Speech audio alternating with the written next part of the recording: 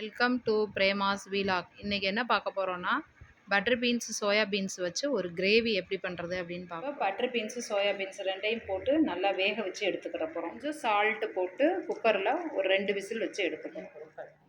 தேங்காய், மிளகாய் வற்றல் 2, அப்புறம் மஞ்சத்தூள் கொஞ்சோன்னு, அப்புறம் சோம்பு 1 டீஸ்பூன் சோம்பு, அப்புறம் ஒரு ஸ்பூன் ஜீரகம்.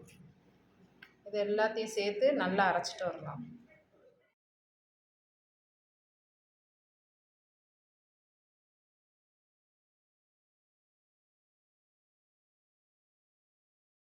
இப்போ கருவேப்பிலை ஆட் பண்ண போகிறோம்.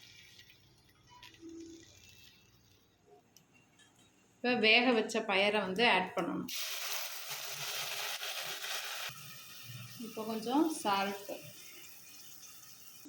இப்போ தேங்காய், சோம்பு, ஜீரகம் இதெல்லாம் மஞ்சத்தூள்லாம் அரைச்சி வச்சுருந்தோம்ல, மிளகாலாம் அதெல்லாம் சேர்த்து ஒன்றா மிக்ஸ் பண்ணிடுறோம்.